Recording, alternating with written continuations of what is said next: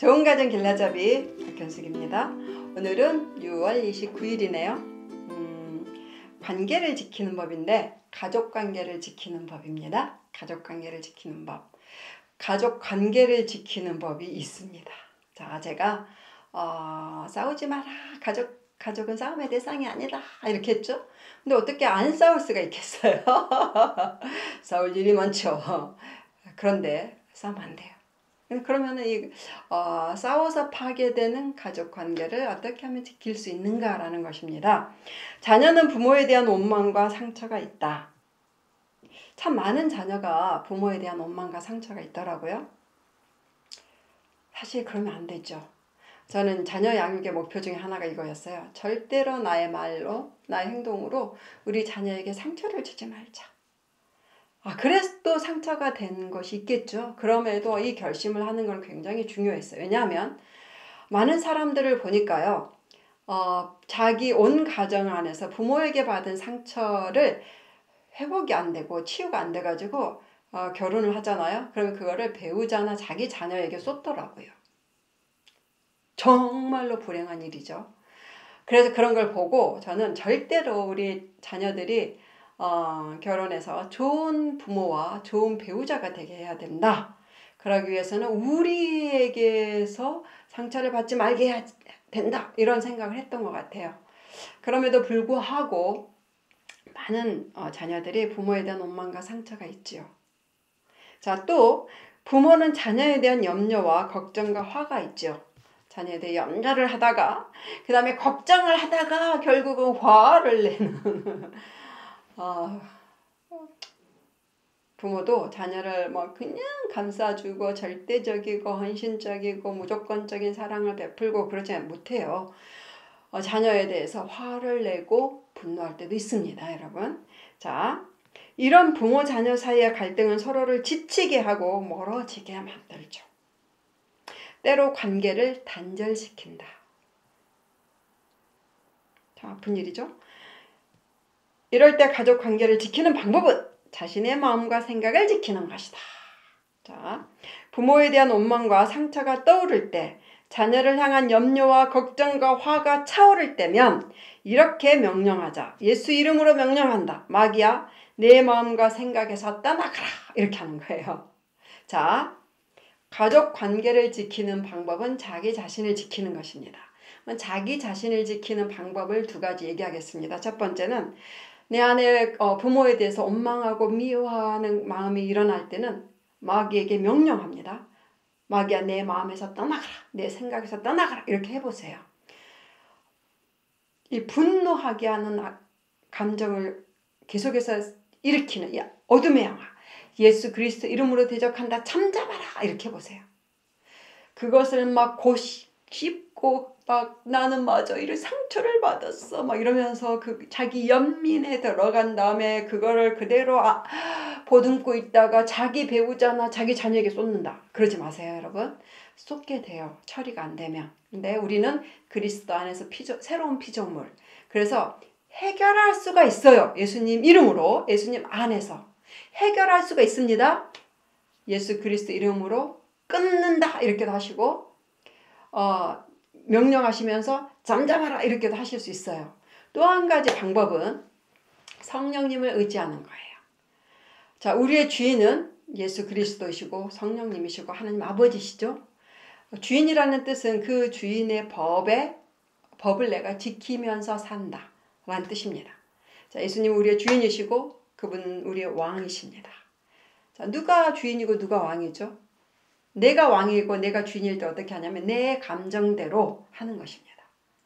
내가 하고 싶은 말을 내 마음대로 하는 거예요. 그럴 때는 내가 주인일 때, 내가 나의 왕일 때예요. 그런데 우리는 신분이 바뀌었고 우리가 속한 나라가 바뀌었어요. 우리는 그분이 피로 샀죠. 그래서 그분의 나라의 시민이 됐고 그분의 백성이 됐고 그분의 자녀가 됐습니다.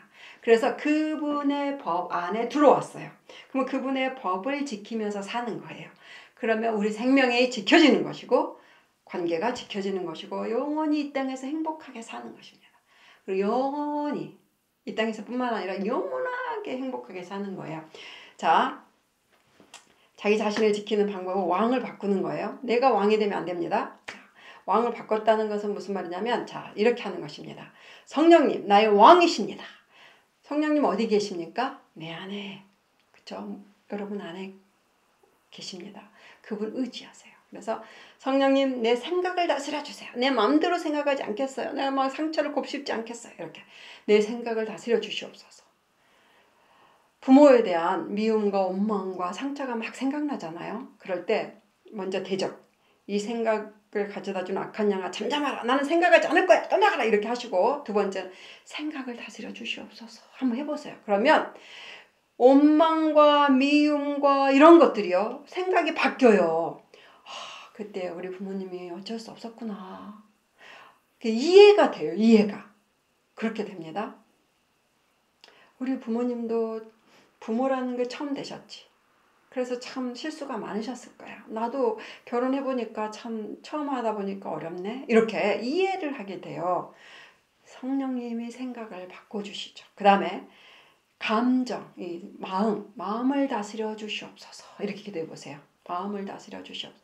분노하고 연민과 막 자격지심 막 이런 게 올라올 때 있죠. 주님, 내 감정 좀 다스려 주세요. 그 다음에 사단을 대적하고 이 감정을 가져다 준 악한 양 잠잠하라 하시고 주님 내 감정을 다스려 주세요. 그러면 평안함이 올 거예요. 그 다음에 세 번째, 이 생각과 감정은 결국은 이렇게 내 안에 차 있으면 어떻게 되는지 아세요? 결국은 입력된 것은 출력되게 돼 있죠. 나와요. 어디로 나오냐면 입으로 나오죠. 그래서 이거를 이제 쏟게 돼요. 배우자에게, 자기 자녀에게 쏟게 되는 것입니다. 애매하죠. 애매한 곳에서 받은 상처를 애매한 곳에서 쏟게 되는 거예요. 어리석은 일이에요. 그래서 또다시 자기 가족이 파괴되는 이런 대물림을 하게 돼요. 그래서 이건 우리는 끊어야 돼요. 예수 그리스도 안에서 우리는 새로운 피조물 끊을 수 있어요. 그래서 이제는 우리는 새로운 너무나 행복한 가정을 이룰 거야. 이룰 수 있어! 이렇게 하시면서 그것은 나를 지킬 때. 자, 관계를 지킬 수 있는 것은 나를 지키는 거예요. 주님, 내 입을 다스려 주시옵소서. 내가 하고 싶은 말을 또는 내 감정에 따른 말을 다 하지 않겠습니다. 주님 진리의 말, 좋은 말, 가족을 세워주는 말만 하게 해주세요. 이렇게 입을 그분께 맡기는 거예요. 다스려 주시옵소서. 이 기도가 맡기는 거죠. 그것이 성령 충만한 거죠. 그래서 성령 충만하게 살아야 돼요. 그러면 그분의 것들이 우리 삶을 통해서 나오죠. 그 다음에 세 번째는 어떻게 하는 거냐면 이제 이 시선, 가족을 바라보는 주님의 시선을 주시옵소서.